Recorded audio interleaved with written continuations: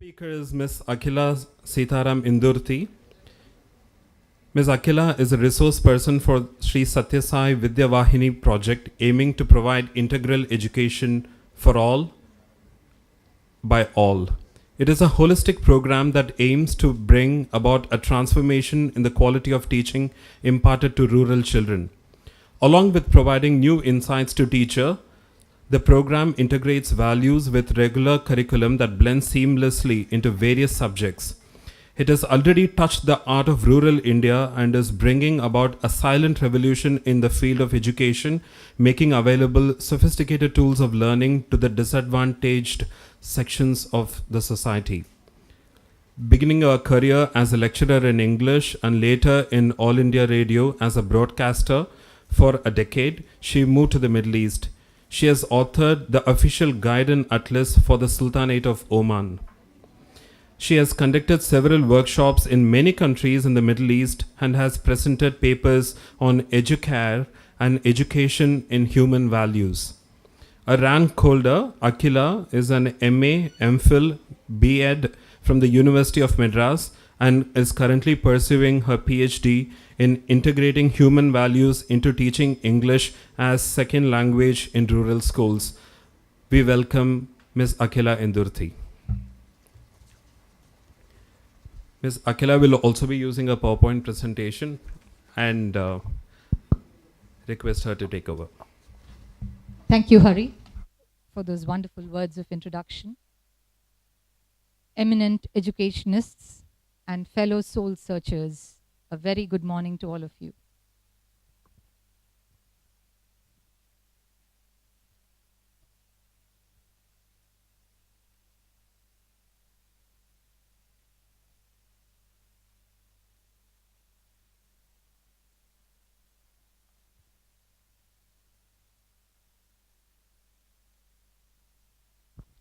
Before he sets the whole presentation, I thought it would be better if I could come down, because all along they were talking about the difficulties that are being faced in the field of education. So if we have to bridge the gap, I think we as volunteers need to walk the path and see what we can in our own little way do to bring about some kind of a transformation. The kind of problems that we've been speaking about, all of us know what the problems are.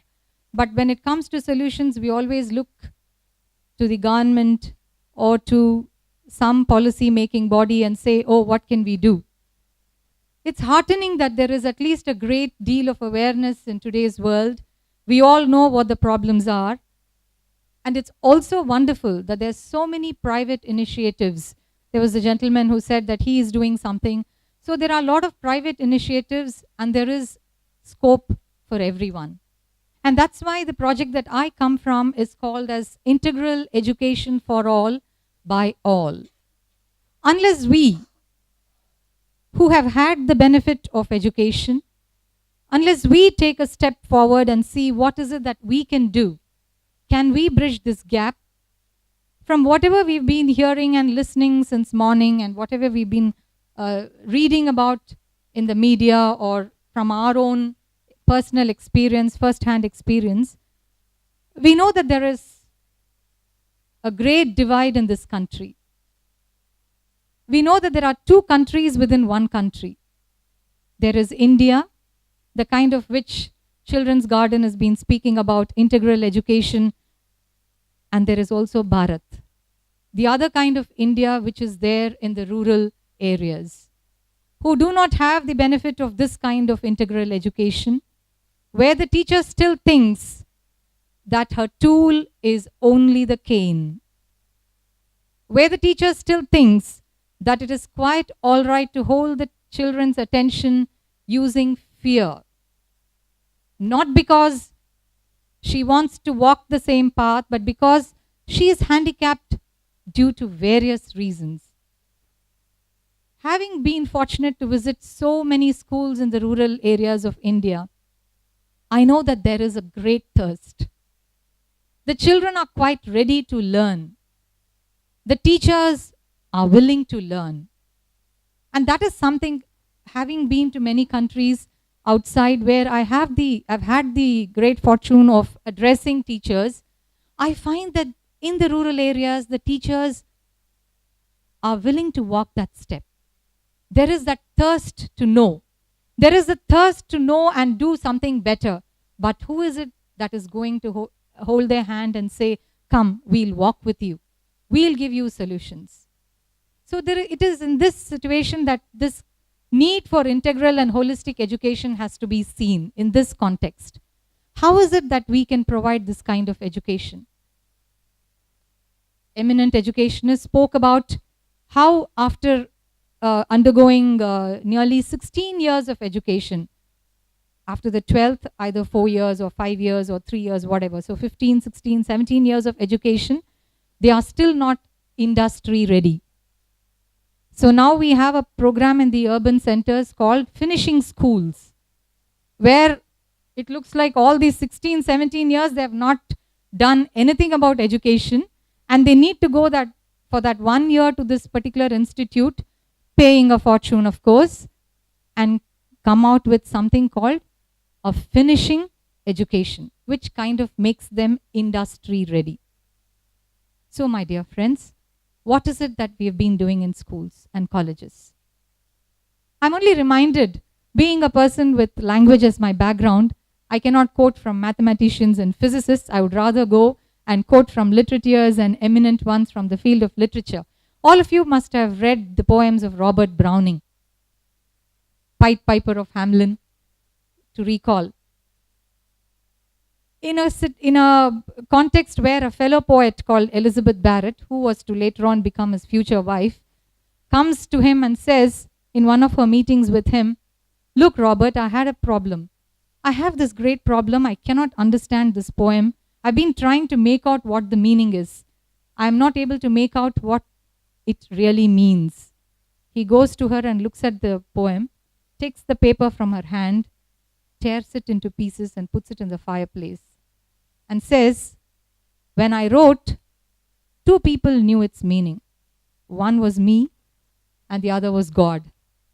After many years later, only one person remembers, and that is God. I have forgotten the meaning. I think this is a situation with our own degrees also. How much of what we have studied can we recall or recollect? That's a moot point. And why is it that we are not able to recall? Why is it that we are not able to bring out whatever our school or college has taught us? So there is a great need for this kind of integral and holistic education in the world today. Yeah, I think it went off, I think. Yes. Education, as we know, has to cater to all these 3 domains. This we all know: cognitive, affective, and psychomotor. Today, whatever we are doing, it's only the knowledge aspect that we are trying to cram the child's brain. Is it a pot that can be filled by teacher after teacher? That's something that we need to ponder on. Once Mahatma Gandhi went to a school, and there he found a group of teachers, and he said, I would like to talk to each one of them and see what they do. So he went to each teacher and asked them, what do you do? And one teacher said, I teach chemistry. He asked another person, what do you do? And he said, I teach history. He went on asking each one, and each one said, I teach chemistry, I teach math, I teach English. And then he nodded his head. You all teach subjects. You have forgotten that the main subject is children. So we no longer say, I teach children math, I teach children English. We only say, I teach chemistry. Whatever is there in my head has to be transferred to your head. And after that, you have to regurgitate it in the papers. And there, I finish my job, you finish your job, you go out, you get your degree, and there ends the matter. So it is no longer a heart-to-heart teaching, but just a head-to-head cramming of facts, figures, knowledge. And this perhaps is the reason why this kind of rote learning has not stood us in good stead even after so many years. Otherwise, we would not be debating, we would not be having this soul search. There would not have been an occasion for all of us to come together. So this soul search has to be done, because how much of the affective are we giving importance to? Everybody says we have to have character building in our schools. And we all knew when we were students, we had something, a semblance of a model class, which later on got dispensed with, because teacher, you're here to teach, not to preach. That became the attitude of both the parents and the students. So it was quite all right for us to produce a whole generation, generations after generations of children who have come up without any foundation in character building. But ask anyone, how is it that we have to do this character building? It's all wishy-washy. It's left to you. From your own personal experience, you can do. If you had heard stories from your grandmother, you can do that. If you have not heard anything, if the net is good enough, and if you call Google as your guru, perhaps you can take a couple of stories and tell them. But there is no sustained program to talk about value education. And we know for a fact that if we are going to teach values in isolation, it's not going to have any effect. So what we can perhaps do is blend them, integrate these values seamlessly with the subjects, and very subtly. Say, for example, when you're talking about our universe, talk to them about everything follows a particular order. And there's only one species which does not follow any order. You can tell the students how many people jump the red signal. You look this side and that side, they've seen it, isn't it? And sometimes if you follow the rule, you are left with someone at the back giving you a honk, a rude honk. So you don't know to follow or not to follow. If you don't follow, you will be hit. If you follow the rule, then this is what happens. Imagine if all the planets start doing this, what would happen? There will be no order. A very subtle thought. We've integrated a value. We've put that into a child's head, not when he is already finished his 8th or 9th, because by then the mind is already formed. Catch them young. Isn't that what we say? Right from the kindergarten, we need to go on talking to him about these things. Talk to the child along with the subjects. Blend it in such a way that you don't even tell them, children, today I'm going to give you a value education class. The first thing the parents will come and complain. Why are you wasting your time, teacher? He has to attend this. He spoke about entrance exams. That was very beautiful. I was just hearing to all these lectures like all of us were very attentively. He's summarizing the entire situation in the world today. So the parents will be the first ones to come and ask us, why is it that you are teaching these things? Is it there? Do you give marks for this? Oh, no marks. Then why are you wasting your time? That's the attitude. So we don't tell them. We only do it. Integrate the values along with every subject wherever possible. And it cannot appear to be a force fit. You can't just go pluck a value and put it somewhere just for the sake of bringing in a value. It has to happen very, very subtly. And we know for sure, because when we run, the city that I come from, like all cities of India, is having a major garbage problem. And then we start talking about Swachh Bharat when we have all become, our minds are totally formed. Everybody goes, puts that trash bag, crosses the road and places it in the opposite side, thinking that is not going to affect us. Right? That's what we all do. So these things cannot happen. We can't have a Swachh Bharat by the time our minds are formed and habits are all fully in place. We need to teach the child right from the time they are young and have it as a sustained program throughout, wherever possible. When there is a lesson on natural resources or our earth or our universe, whatever, can we not introduce that one simple thought saying that unless we follow these rules, we are not going to have any effect. No amount of campaigns, no amount of wasting crores of money on advertisements, only the ad agencies can make a living out of it. But it's not going to have any effect. We can keep shouting till the cows come home and not have any effect at all. So the affective is what we need to be talking about. And the psychomotor. Psychomotor is not just a lecture session, but make the children do hands-on, activity-based learning. So that if all these three components are taken care of, then we know that we can have integral education in place in the schools. Now, psychologists talk about 5 levels of our personality. Each one of us, we have the physical, the intellectual, the social, the emotional, and the psychic. Unfortunately, our schools, to a large extent, our education system, caters only to the physical and the intellectual. There's a lot of stress being given only to knowing, understanding, how do we engage in action. And to a certain extent, perhaps, now CBSE has come out with experiments or group activities where teamwork is involved, pair and share and care and programs like that. So to a certain extent, social. But what about the emotional and the spiritual? Emotional, tomorrow I'm having exams, I'm finished. Isn't that what our students tell us? So to finish someone, you're going to make them go and do an exam? How absurd can that be? Have you thought of that? And what about the crimes? They were reeling out statistics on crimes, where we heard the statistics. And who are these people who do this? All of them are educated ones. You can't find fault. They're all people who have gone through a fair deal of education. They come from very good backgrounds, just like you and me. Their parents are very responsible. They've spent a whole lifetime only trying to cater to the needs of the children. And then we find the child not being able to cope. So you say they have gone and jumped from the 17th floor. And why did she do it? Because somebody said don't do it, or because she's afraid of the exams, or because he's afraid the results are going to come.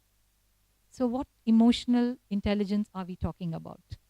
What is the equilibrium that this education system has given? And psychic or spiritual is nothing to do with religion. A few visits to temples or mosques or churches are not going to make us equipped to become good people. It's the value education which we have to integrate into the lessons right from the young age.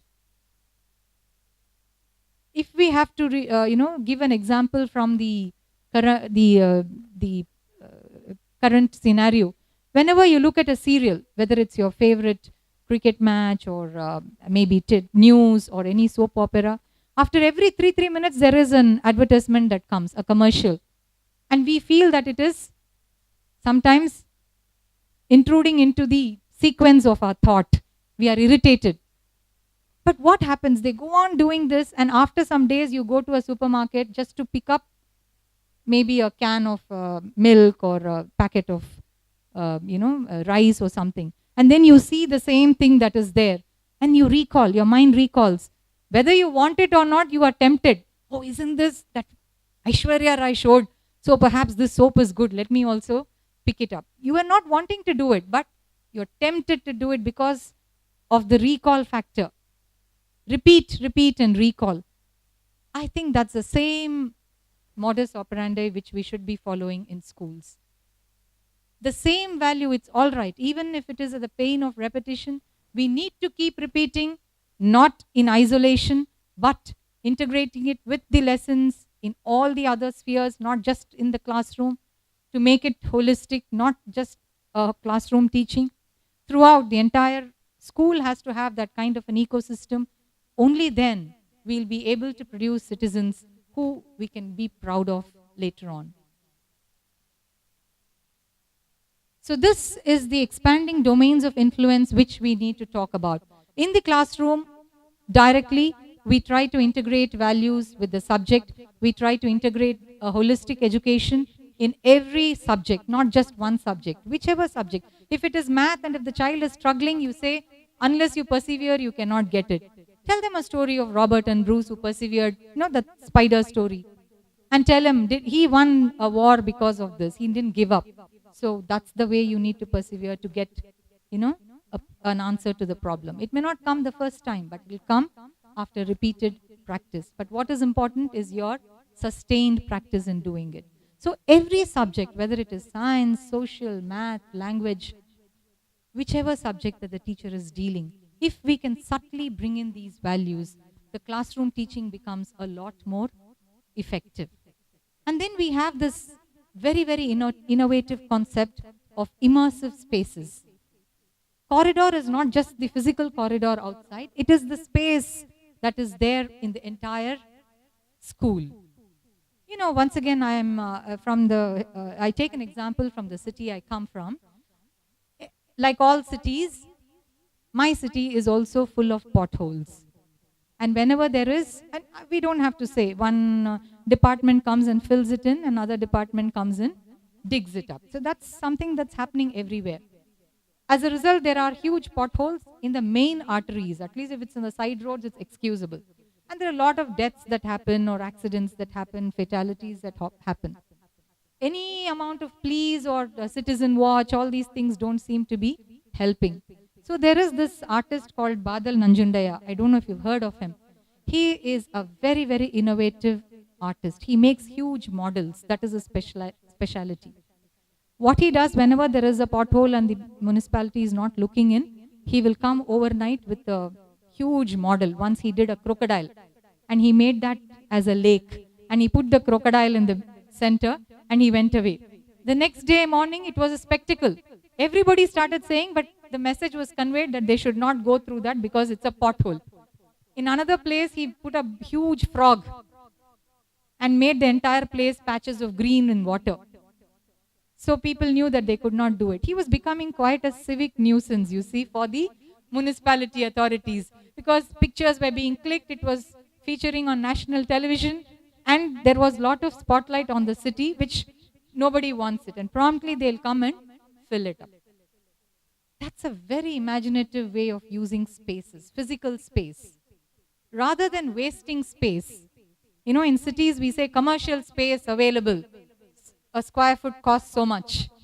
That's the price we put for every space. So why should we waste the space that is there in the school? So everywhere, be it in the wash area, be it in the entrance, we put some slogans, say water, plant trees, whatever. Road safety, don't walk and talk on the cell phone, don't use the cell phone. And the children are watching this, they are immersed. You see, that's the culture. We can't talk about values in isolation. We can't have a conference for 2 days and say, we did our best on value education. It doesn't work that way. There should be a sustained campaign. And this especially in less endowed schools. In the cities, of course, we have schools which are making use of spaces. But in less endowed rural schools, these are very, very novel concepts and which are easily doable. They don't call for a lot of, fund, or it doesn't call for an investment. It's something which every school can afford to do. So we'll have to think of schemes that are innovative, which the schools can easily do. We don't want to go and give a kind of a lecture and say, look, these are the things that you can do. We'll have to handhold them and say, if it's a no more boring wall, this is what you can do. These are the materials that you can use, and it is cost effective, but the message is loud and clear. Children, students, parents, visitors, everybody gets the message. So that's the way we use the immersive space called the corridor. And the campus, what is the enabling culture in a campus? It's very clear. When there is a principal or a teacher, you've seen students line up. Either they will come like this, say good morning and go away, concave, or they will take a right about turn and go away. One look at the school and you know what the culture is. Yes? We know whether it's a warm, whether it's a nice school, people are filled with warmth, the teachers are filled with love for their passion for their profession, or whether the children think that it is quite a chore to come to the school. Is it thank God it's a Monday, or thank God it's a Friday or a Saturday? So what is it that we are trying to make? This is something that we have to analyze. And how can we do this? Once again, the concept is integral education for all by all. Can we adopt a school? Can we talk about our best practices? Can we spread the experience of the 80 years that you have gathered in your school? Can you talk to the other less endowed school based on this experience, using this experience? Can we bring the same thing? And then, of course, we have the, some kind of say we found a voice to talk from our experience and not wait for governments and policymakers to come out with something which would have become outdated by the time they come. Everything is outdated. You go to a sari shop and you ask him, he will show you so many saris, nearly 50, 60 saris. After that you say, latest idana vandirka. இப்போ எல்லாம் காமிச்சதெல்லாம் latest தானே madam? இல்லை இல்லை, இன்னும் design, pattern, colour. So we want something latest. Whereas in our education system, we don't want to bring in the latest. Because we are still waiting. We are waiting and waiting. And God knows for eternity. So it's really, really heartening because there is a lot of space in this country for us to do so much. And which you feel at the end of the day very, very soul satisfying. We know we've gone and made a mark in somebody's life. We know we've brought in these new techniques, whichever best practices that you're talking in your schools, you've been using it, you have learned from your experience what works, what doesn't work. Based on that learning, you can go and share it with a less endowed school, and they are willing to take. The best thing is they are willing to take. They don't have the attitude like, we know everything, who are you to come? Provided we walk in the same way. We tell them you're doing a great job, but it's just to make your job a little more, not with the feeling that here we come to give you something. Because every time we go, we've seen that when we come back, we carry a lot of that school in us. Because they may not be exposed to the latest, all these techniques and methodology, but they are full of love. Compassion is still there. It's not gone out of the learning teaching process. It is only that when the teacher's energy is diverted to non-scholastic areas, if it's a census, if it is an election, if it is any other public distribution, for everything the teachers are called. So when they come back to the classes, they have very little energy to concentrate. So we understand these problems, and in spite of that, we try to help them. So if they're not doing something, it's not because they don't want to do it. It's largely because on one hand, it's ignorance, and on the other hand, they do not know how to do it. So these are areas, small areas where we can definitely help.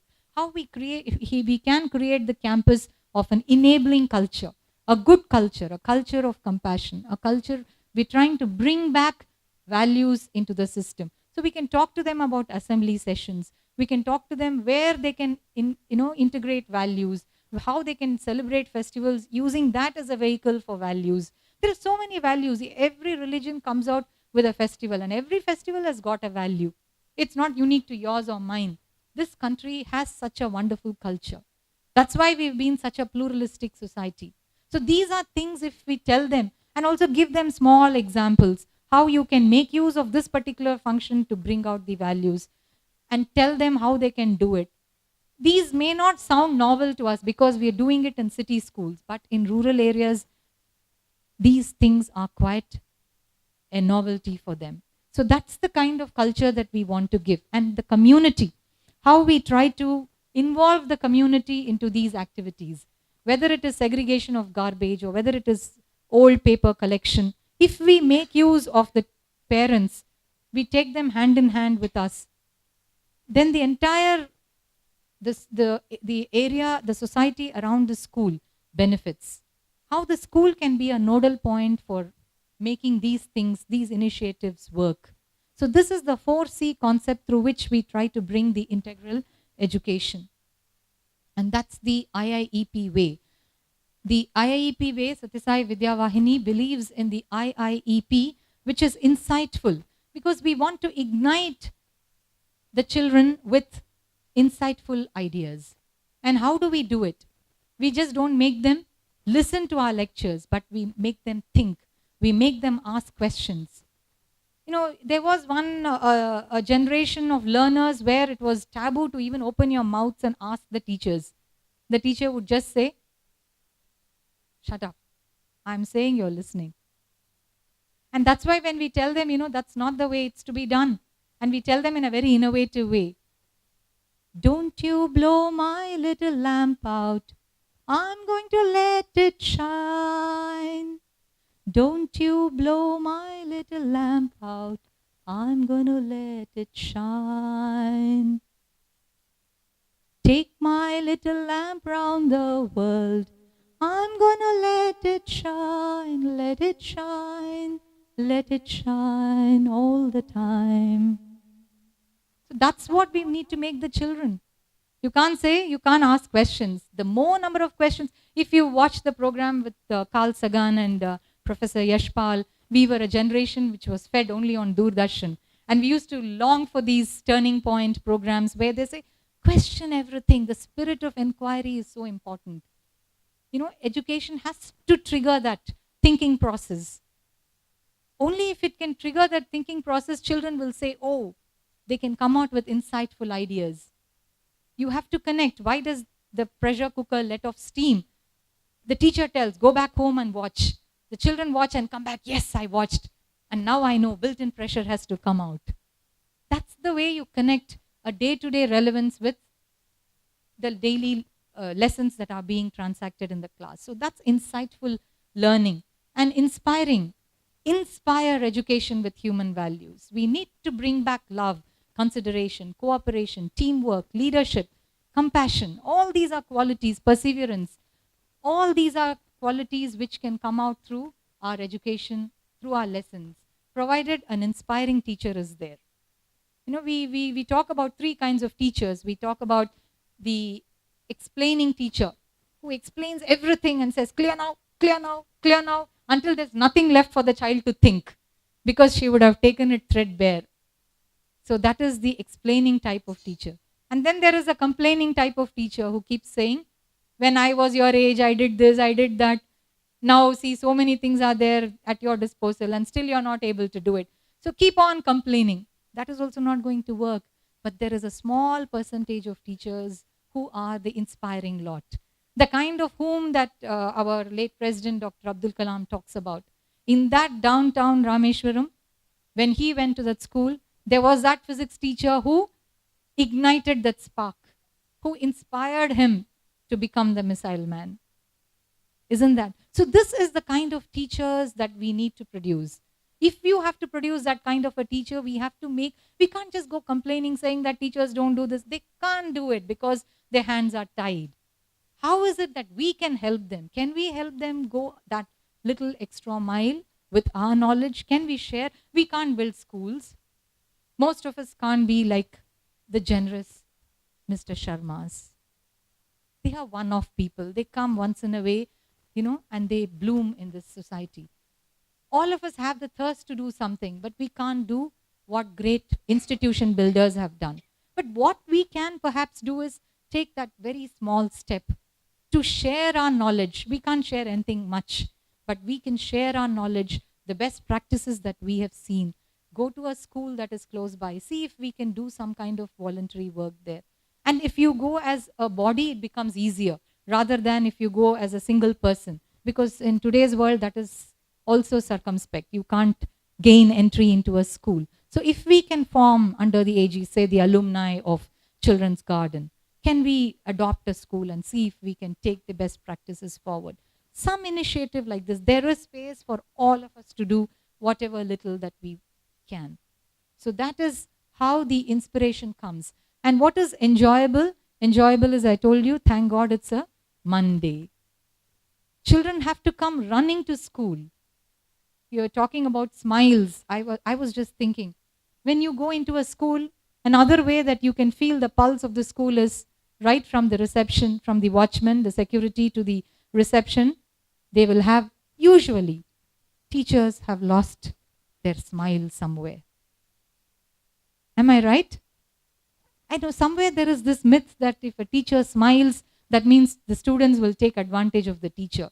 So they have to put on that larger than life personality and go to the class, and if the student has to ask, oh, not me, you ask, pa, who will talk to that teacher? You know, they want to build that kind of a mystic aura around the teacher, which is, I don't think that is required at all. You don't need all that. A teacher who teaches from the heart, who has total empathy, children will automatically come. It becomes the enabling culture of the school. So these are things that we need to make sure that these teachers follow. Tell them small things. Please smile. Please smile. It's not something unusual for teachers to be doing it. It's a very basic, elementary thing. We try to bring back the smile into the teacher's face. When you are unhappy and everything looks blue, take away that ugly frown, put a smile in its place. Smile, smile, smile, smile the whole day through. Try smiling, how nice it is. It really relaxes. You can sit through lectures like this, whether you want or not, if there is a little smile on the face. So we try to bring back the joy of learning. There should be joy. Children should feel that they come to school to learn. There is something in it for me. I don't mind going to school. So in spite of all the physical difficulties that they face, they still feel that it's quite wonderful to come to school. So such a wonderful place the school should become. And participative. This we know. Most of the teachers cater to the first benchers. The last benchers are always only for being punished. Why is that so? Because now all these best practices are coming, so that classroom management is changing, where the teacher can have an eye on every child. It's not only the front benchers but also the back benchers. But why don't they participate? Because the lessons are so boring. Simple. If we make it participative, if we make it activity based, if we bring in a few activities into the class, I'm sure children will be enthused to participate in even the most boring subject. It is in the hands of a teacher, an inspiring teacher, to make the entire class so participative. So this is the IIEP kind of education that our program is trying to follow. And so what is the outcome of this holistic education? We want to, is this a panacea in this rational world? Yes, because we are asking them to, you pick the interest, the curiosity of the child, so they can ask questions, quite rational. Even if the child asks questions that are irrelevant, the teacher can still, if she knows that it is not to, hinder the class, hamper the functioning of the class, it's out of a genuine doubt, the teacher can take that extra mile to. For that, the teacher has to be well equipped. Should go beyond the call of the lesson, just the subjects. She can be given some extra material where she can talk about things which will come in handy in the class. CBSE has come out with, I think now even Samachir Kalvi is doing it, I'm not very sure. Those pink and blue small notes on the side, which are not actually there for the examination, but which are attention grabbers. These are beautiful, isn't it? They make the child to understand the concepts a lot better than these black and white boring running matter that they find. So using this, the teacher can make the concept interesting. So the teacher makes this kind of education, helps the child realize his or her full potential. Attitudes of selfless service, that's very important. This I, me, mine culture is something that all of us have been following, because it's the commercials scream at us, the newspapers, the media, everything screams. It's quite all right for us to lead life only for ourselves. So we feel that this is how it is. And teachers are also part of the same society. You can't go on saying, you be selfless, you be selfless. It doesn't work that way. Every other aspect, every other segment of society should come in and say that they care, they can go that extra mile. So we walk the talk, and then we tell them, we are there to handhold you, we are there to help you. Then that attitude of selfless service comes, because they see that every segment of society is there to help. And to enable young people to appreciate themselves and others, that's very important. Self-love is so, so very important. That self-esteem, we need to build that self-confidence in children. Only when that is done, young people can appreciate themselves. And only if they appreciate, not in a selfish way, but know fully what their potential is, and then they can go. How can selfless service come if they cannot appreciate what they are worth? So self-worth brings about that. And to take great responsibility for their actions and for the world around them. We don't want only the government and the NGOs to come and help us with service initiatives. We can do whatever we want. Somebody comes and plants a tree, we go and spit around it or throw garbage or litter around it. So these are things we feel even educated people are doing it. If the uncultured, uneducated do, it's quite all right. But what excuse is it when people like us who have the benefit of the so-called education, we have a string of degrees, we do it. There is no excuse at all. So we need to create, if there is something happening, it is because of our own actions. So we have to take responsibility for our actions and to prepare pupils for the opportunities, responsibilities, and experience of adult life. When children are not prepared, then what happens? We all know. We see in the papers what happens. They end their lives or they harm others because they are not able to come to terms with many things. So we need to give them that kind of a handle and to bring out the human excellence in all the levels. We spoke about different domains of our personality. So every domain is being catered to. And then there is all-round development of the child, the heart, the head, as well as the hands. We call it the 3HV. Otherwise, what happens? The head runs in one direction, the heart goes in another direction, and the hands are doing totally different thing. And then there is terrible dichotomy and there is a struggle. So we normally give in to the head because that seems to be the safest and the easiest thing. That's why we say, listen to your heart. I don't have a heart. I gave it up long back. Isn't that what many people say? So education has to bring in that kind of a 3HV. So this is what this little initiative that we have started called Integral Education for All, by all, is doing. It may be a very, very, it is a tip of the iceberg. We know that. It is like that story of that starfish, which you all know. On a particular day in the beach, a boy was walking and he saw millions of starfish that had beached themselves because of the tide. So what he did, he didn't wait for anyone to tell him. He started taking one by one and started throwing it. And he knew before daybreak he had to finish it. Otherwise, when the sun comes up, they will die. Another man was watching all this and he said, do you think this is going to make any difference? There are thousands of starfish that have beached on the shore. He said he didn't wait to talk. He continued doing. And when he threw one, he said, yes, it will make a difference in the life of this. And that is what all of us are trying to do. And before I end, as I always try to conclude, there is this little hymn, I call it, which I would like all of us, first I will sing and you can, later we will repeat it, because that is an affirmation of all that we want to do, of all that we have learnt. This hymn goes like this. Getting better, getting better, getting better every day. Every day in every way I'm getting better, this I pray. You can sing it with me. Getting better, getting better, getting better every day. Every day in every way I'm getting better, this I pray. Can all of us join? It makes a lovely, it creates very good vibes. Getting better, getting better, getting better every day. Every day in every way I'm getting better, this I pray. So with that prayer and thanking you all for a very patient hearing, I would like to take leave of you. Thank you very much, ladies and gentlemen.